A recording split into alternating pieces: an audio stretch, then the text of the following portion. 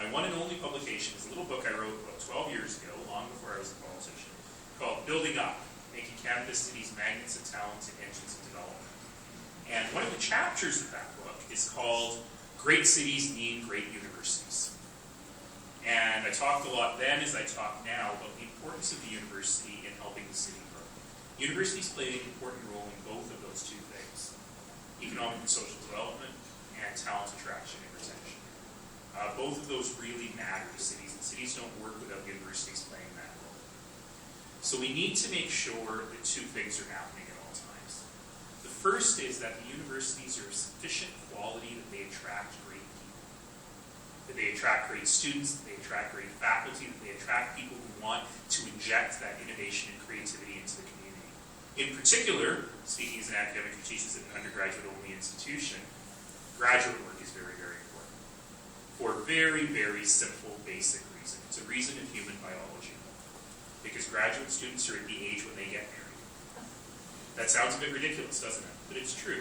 If you get someone to start their career or to be studying when they're in their mid-20s, in a community, they're going to get married and they're going to stay in that community. Similarly, when we cut back on our medical residency programs, for example, and encourage medical school graduates to go to the United States, for example, to do their residencies, they ain't ever coming back. And whatever society has invested in that individual is gone. So we have to be very forward-thinking and a bit mercenary about talent attraction and the role that our universities play in that talent attraction. The second issue, of course, is making sure that universities are injecting their innovation and creativity into the community. Part of that is about boring stuff around technology commercialization, and making sure that there are really, really good linkages between business and university. There's also something a bit softer about it, which is really making sure that the university is always an active part of the community and contributing to the intellectual and social life of that community. You know, making sure that people in the community feel that it is their university, and they have the ability to access all that amazing intellectual capital that is going on. So these are all incredibly important things. We need graduates that have great critical thinking skills and great communication skills. We need that innovation. We need all of that to work.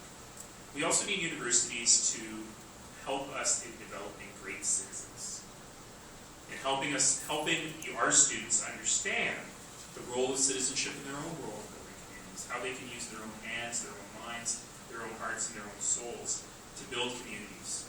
It means helping people become more plugged in, more in touch, and more committed to the improvement of the world around them. Their local communities and indeed their global communities. And that happens at university. It happens when universities become breeding grounds for citizens of our communities, of our cities, of our world. And of course, I'm a mayor, so I have to talk about the economic benefit the universities bring. It's a lot. That's all I'll say about that. So what happens then? What happens then when all of this is threatened?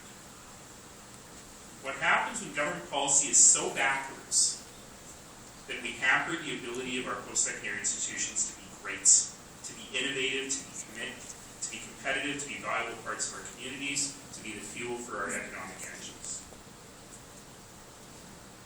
How can we have provincial governments in particular that don't understand that importance? Many of you will know that I've injected myself into the debate here in Alberta, where Richard got a letter from me last week before. But I want to be clear about something. Certainly the situation we find ourselves in is the immediate fault of the provincial government. But it's our fault too. It's our fault too because we have allowed ourselves to be in a situation where the provincial government can put us back on our heels.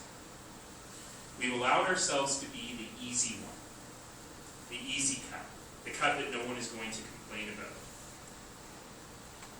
And you know, I implored my employer, Mount Royal University. My leave expires October 25th, by the way, David. So I may or may not be back. It's up to the voters, really. I might give you a few extra weeks if I have to come back. Don't want me in the middle of the semester anyway, do you? But I implored the board at that point to stand up to the promise and to say, you know what, this isn't right. And I think that that's one of the messages that I really want to leave with all of you, is that, yeah, you're in a very, very tough position, but you're also the last line